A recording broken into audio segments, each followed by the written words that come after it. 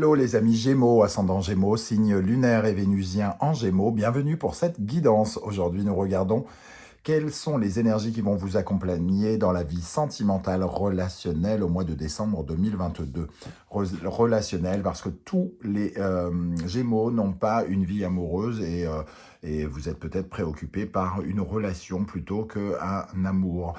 Donc voilà, n'hésitez pas à revenir sur ce tirage si toutefois il ne vous parle pas. Hein. Ça peut parler à certains Gémeaux aujourd'hui et parler à d'autres à la fin du mois de décembre. Vous n'évoluez pas à la même vitesse.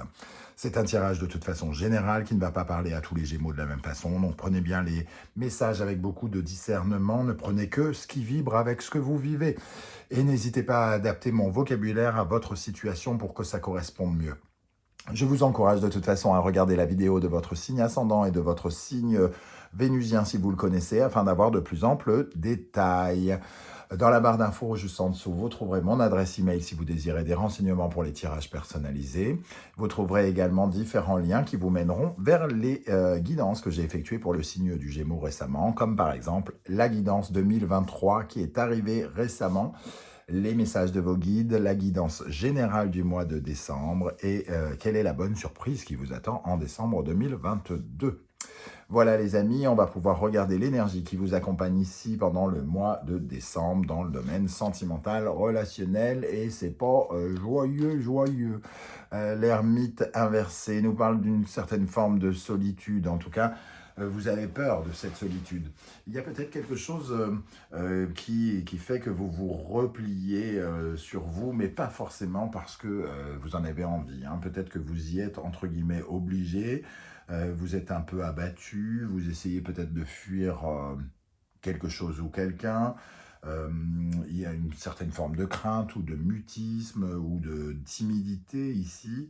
Vous avez peut-être peur, tout simplement, entre guillemets, du sexe opposé ou de votre sexe d'ailleurs, hein, je ne sais pas pourquoi je dis du sexe opposé, vous avez peut-être peur de, comment dire, vous avez peut-être peur des relations, hein, tout simplement, d'entrer dans une relation, vous vous repliez un peu dans votre bulle, vous avez peut-être du mal à communiquer, ici ça peut nous parler aussi d'une certaine forme d'impuissance. Alors prenez ce mot évidemment de façon très large, hein, l'impuissance, se sentir impuissant par rapport à une situation. Peut-être que vous êtes dans une situation où vous vous retrouvez en conflit avec votre compagne ou votre compagnon et vous ne savez comment gérer cela. Vous vous sentez impuissant, pauvre, sans solution, entre guillemets, ici avec cette énergie. L'ermite, c'est évidemment quelqu'un qui, comment dire, est plutôt qui évalue mal la situation, il regarde mal les choses, il pense quelque chose à tort souvent. Hein. Et il a du mal également à faire peut-être son introspection, à rentrer dans ses entrailles pour essayer de comprendre pourquoi il se sent pauvre et comment il peut régler cela. Il y a voilà, ce côté un peu caractère, un peu social difficile. Donc peut-être que vous êtes dans votre grotte, il peut y avoir certains d'entre vous qui vivaient plus dans le virtuel que dans le réel, hein, ici. Voilà. Voilà comment je ressens ces énergies, on reviendra peut-être dessus, j'aurai peut-être d'autres précisions. Évidemment, vous prenez les interprétations qui vous parlent et vous laissez toutes les autres. Hein. Toutes ne vont pas vous concerner en même temps. Vous n'êtes pas à la fois pauvre, impuissant, seul, ou alors... ou alors, j'ai envie de dire, c'est un peu dur. Donc, voilà. Avec l'oracle de l'ultime vérité, nous avons l'énergie de la rivale. Alors, évidemment, c'est pas... c'est une carte, hein, donc c'est l'intuition me fait dire qu'il y a un ennemi ou une ennemie ou qu'il peut y avoir un conflit ici. Soit l'ennemi c'est vous, hein, ici, parce que vous ne sortez pas et que finalement vous avez tellement peur, vous êtes tellement dans une certaine crainte de ne pas avoir envie de parler ou de côté un petit peu asocial. Votre ennemi, dans ce cas-là, c'est sans doute vous-même.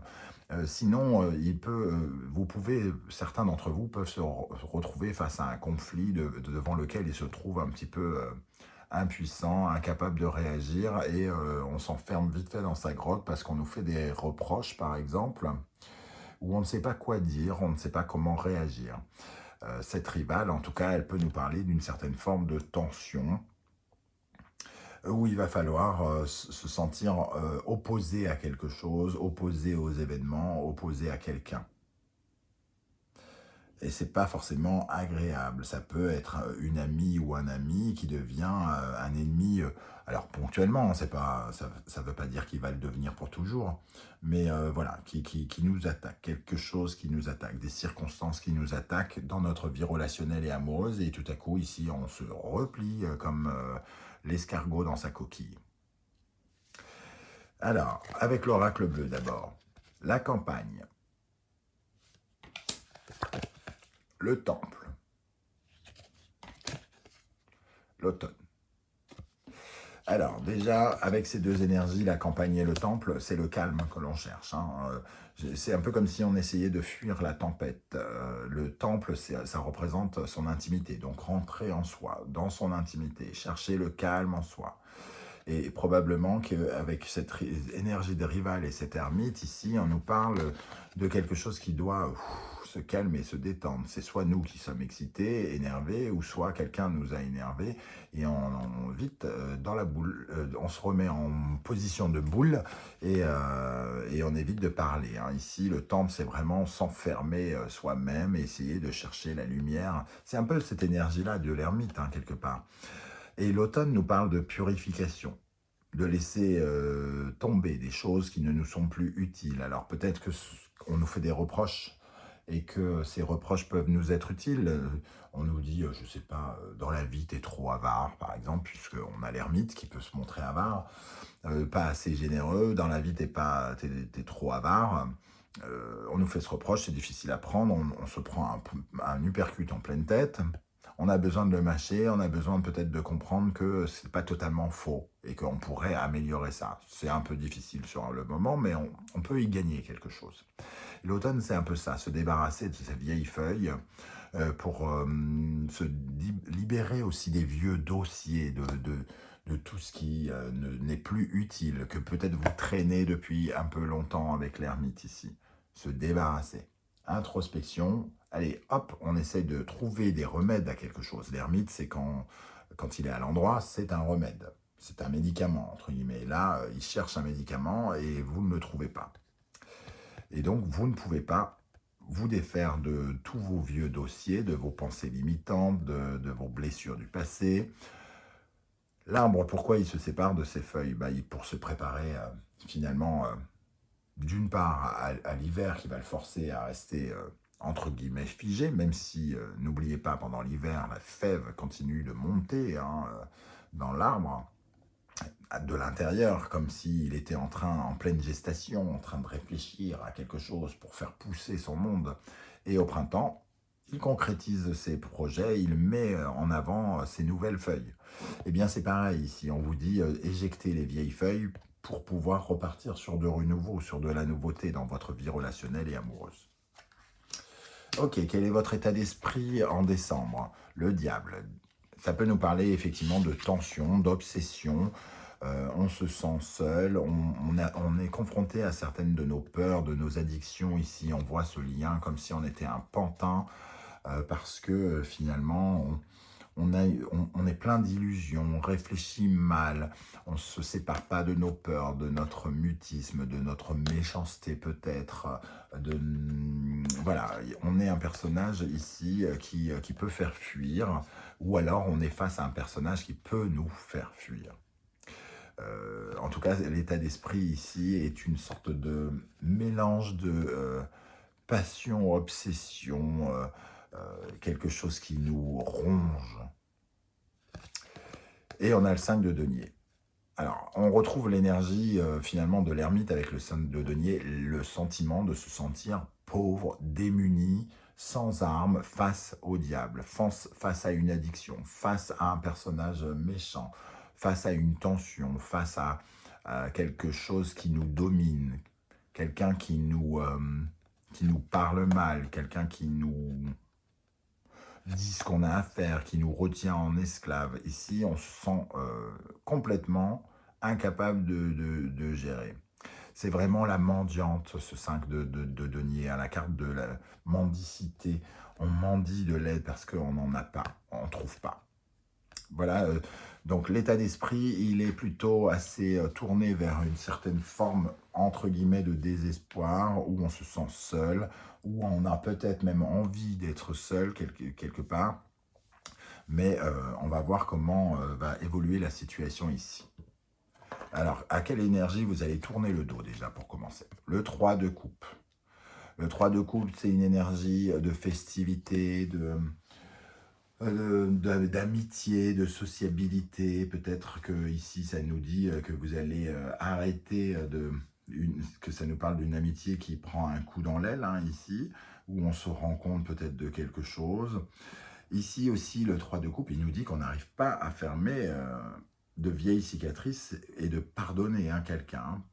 Pardonner quelqu'un particulièrement s'il y avait 3 personnes. Si quelqu'un qui vous a trompé ou quelqu'un qui vous a...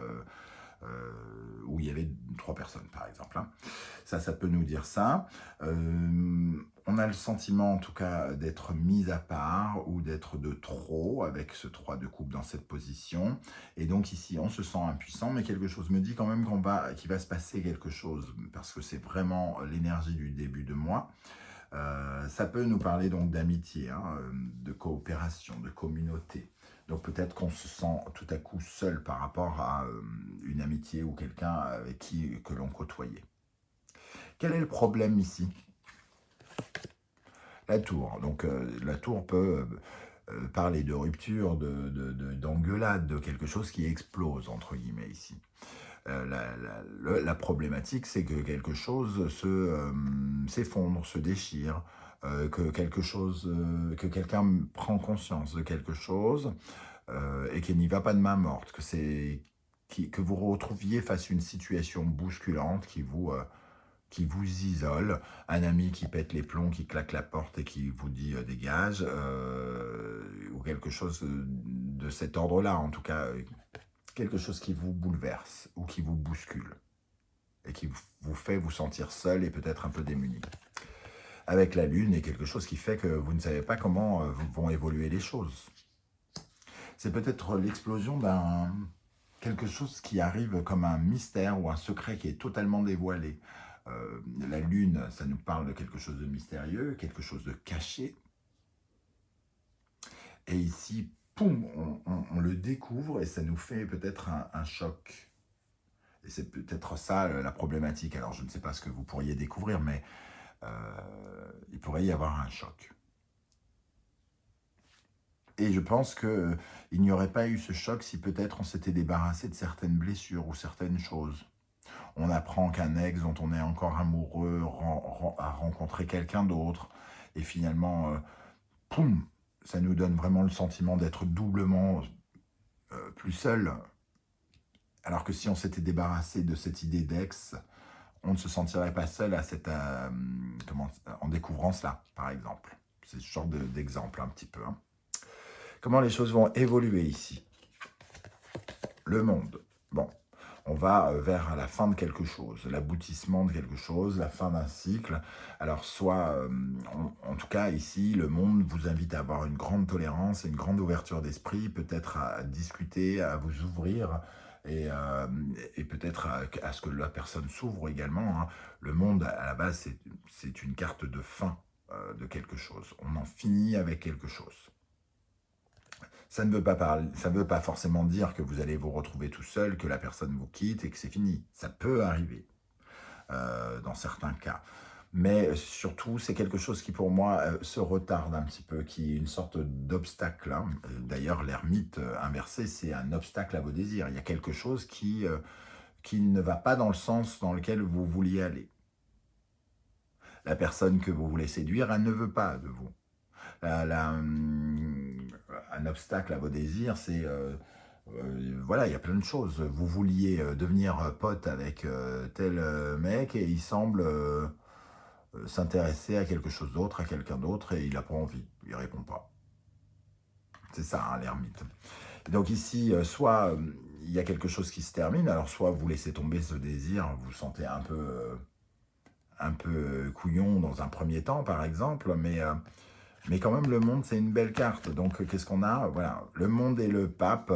Le pape, il vient corriger quelque chose. Donc, on se sent démuni, mais le pape, il est quand même... il nous met sur la bonne voie. Est-ce que cette personne en valait vraiment le coup? Pas sûr, hein, en voyant les cartes. S'il y a quelqu'un qui ne répond pas à vos attentes, je ne suis pas sûr que cette personne vaille le coup, par exemple. Parce qu'ici, on nous dit finalement, c'est limite une bonne chose. Alors, je ne sais pas, je dis ce que je ressens, hein, donc ne vous sentez pas insulté en fonction de la personne avec qui vous êtes, hein, ça ne vous concerne peut-être pas. Mais ici, pour moi, c'est ça que je ressens, ce genre d'énergie. C'est deux cartes très fortes, et le pape, c'est une carte de protection qui fait qu'on corrige, qu'on est dans la médiation peut-être, qu'on trouve des solutions. Alors, soit on trouve une solution à ce problème, ou soit ce problème qui s'arrête, c'est une solution. Voilà, c'est comme ça on va le résumer. Alors, nous allons vers le pape, hein, qu'on retrouve. Donc, on vous dit bien, c'est une évolution. Quoi qu'il arrive, c'est une évolution. Vous gravissez un échelon sur cet escalier. C'est le début d'une solution. C'est une porte qui s'ouvre, un peu comme ici. C'est une porte qui s'ouvre. Le 9 de bâton, pour vous aider à persévérer, à continuer. Il y a quelque chose qui vous invite à ne pas laisser tomber vos désirs et à avancer, à vous protéger un petit peu aussi, parce qu'ici on a une carte de protection, et le 9 de bâton nous dit qu'il y a une certaine forme de méfiance, elle se cache derrière ses désirs ici, mais par contre il faut quand même les mettre en avant, avancer, hein. Ici on vous dit que vous pouvez évoluer, mais qu'il va falloir faire des efforts. Peut-être que les efforts à faire, c'est de séparer de tout ce qui est inutile ici, dont vous n'avez pas besoin, de vos carcans qui vous amoindrissent, qui vous rapetissent ici, d'un manque de confiance en soi qui fait que vous avez l'impression de ne jamais pouvoir vous sortir d'une situation. Vous êtes proche du but pour votre évolution.